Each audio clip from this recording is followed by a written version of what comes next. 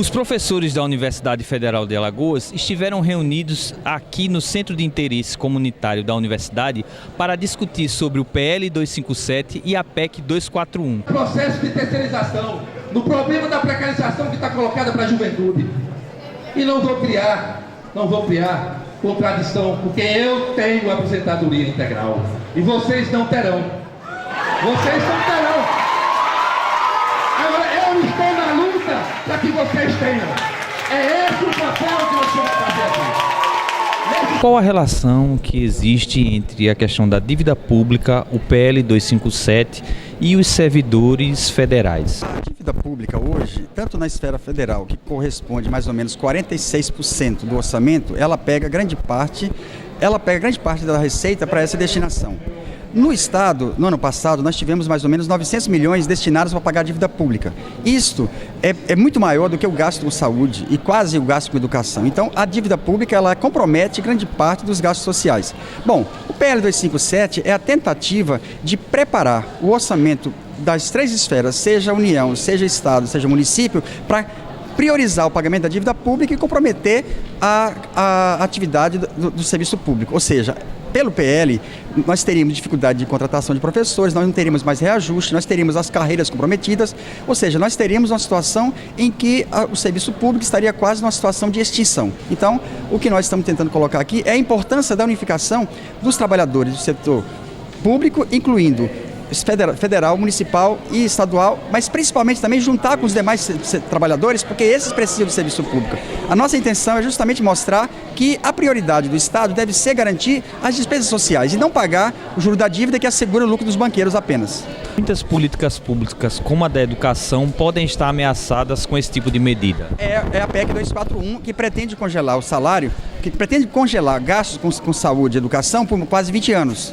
Ou seja, se isso se configura, nós teríamos exatamente o quê? A destruição de tudo que existe de espaço público. Por quê? O que eles querem, na verdade, é criar condição para, durante 20 anos, ter como prioridade a dívida pública e passando por cima de todos os direitos sociais. Além dessa questão dos investimentos, da diminuição de investimentos, há risco também de direitos adquiridos pelos servidores a partir da aprovação dessas medidas? Bom, essas medidas não estão isoladas. Elas também estão juntas de quê?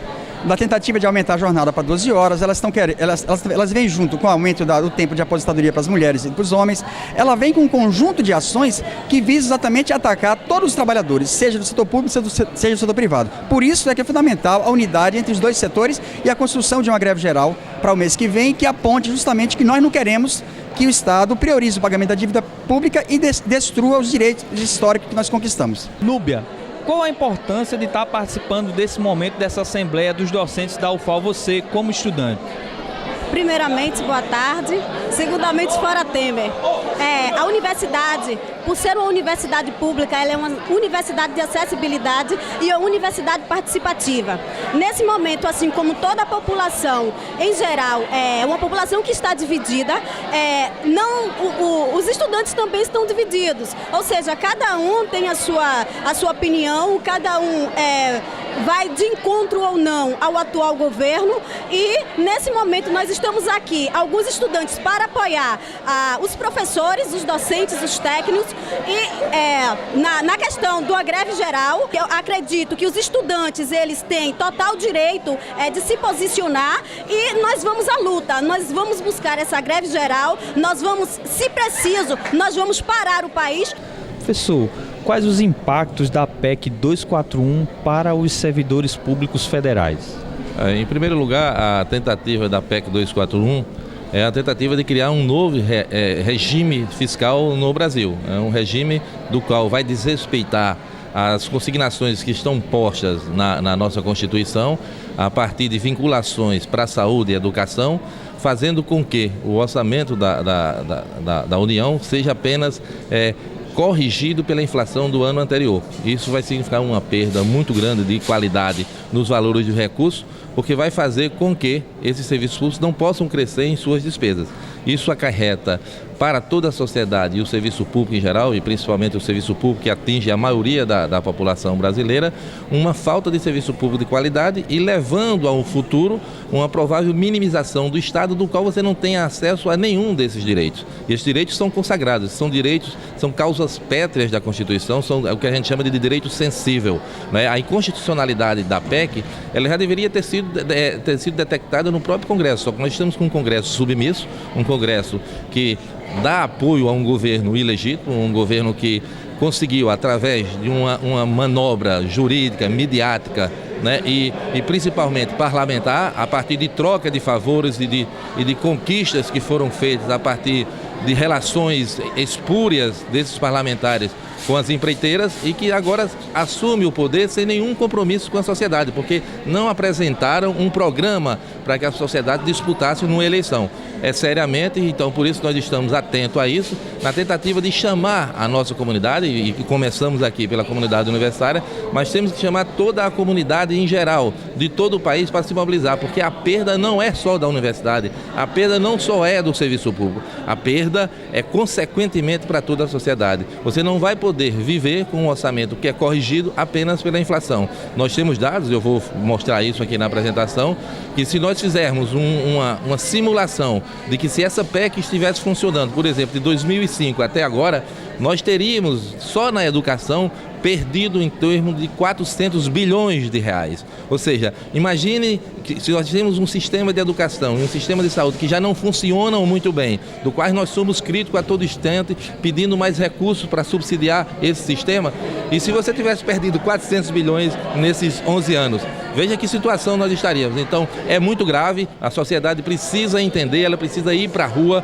porque só nós vamos barrar a PEC 241, a reforma da Previdência, a reforma trabalhista e todas as tentativas de minimizar o Estado a partir de uma união muito grande da sociedade, da unidade do setor sindical, para que a gente possa, assim, fazer com que essa PEC não passe, né, no Congresso Nacional e que nós conquistemos e mantenhamos o espírito da Carta Magna de 88, que desde lá é atacada em relação aos direitos sociais. Professor, quais as propostas que a associação está trazendo para essa Assembleia para serem apreciadas pelos professores? Veja bem, as propostas são no sentido do combate à PEC 241, que ela retira vários recursos da área social, de educação, de saúde, e essa PEC ela está em tramitação no Congresso e a aprovação dela vai causar um grande prejuízo, principalmente para os setores menos favorecidos da sociedade, que são usuários da saúde pública, que são do usuário da educação pública, e também para a ciência, para o conhecimento, para a tecnologia, porque vai retirar verba da educação e verbas que são destinadas hoje às universidades públicas, são destinadas hoje aos institutos tecnológicos, os institutos federais. Então, essa PEC 241 é a nosso principal eixo de luta contra essa PEC, assim como também o projeto de lei 51, que retira diversos direitos dos trabalhadores e dos estados, proibindo que os estados façam reajustes, os estados aumentem seus gastos na medida que aceitarem o processo de rolagem das dívidas estaduais. Então, esses eixos são os principais da nossa luta. Agora, a forma de mobilização é isso que nós vamos discutir aqui. Nós estamos propondo para a categoria, a do FOST está propondo para a categoria, o engajamento nas mobilizações rumo à greve geral. Nós não tiraremos greve hoje, tiraremos indicativos de engajamento na luta pela greve geral, que é uma mobilização nacional, que diversas centrais sindicais estão incluídas nela, e esse é o nosso norte que nós vamos apresentar hoje aqui. Professor Ricardo, a gente vê a presença, além dos professores, de muitos alunos. Como é que a associação percebe essa presença dos alunos nessa Assembleia que é dos docentes? Olha, é uma tradição na universidade que os alunos participem das assembleias dos professores. Acontece que hoje o número é bem excessivo. Houve uma mobilização de dois movimentos diferenciados, um contra a greve, dizendo que não pode haver greve, e vários alunos chegaram aqui com esse sentido, e outro defendendo essa mobilização via greve geral. Então, eu acho que esse movimento se acirrou um pouco, as notícias que estavam correndo era que a partir de hoje a UFOL estaria em greve, então isso acirrou o ânimo dos estudantes. Estamos em final de período, estamos numa situação de conclusão ainda do período 2016-1, então os estudantes se desesperaram um pouco, então vieram para cá em mobilização, mas natural, é democrático que essa participação política seja maior e é até bom que os estudantes participem mais, que tenham mais consciência do que está acontecendo no país nesse momento. Na oportunidade, os docentes aprovaram a proposta de estado de greve, que prioriza um calendário de mobilizações da categoria, como paralisações, debates e mobilizações dentro e fora da universidade, em preparação para a greve geral.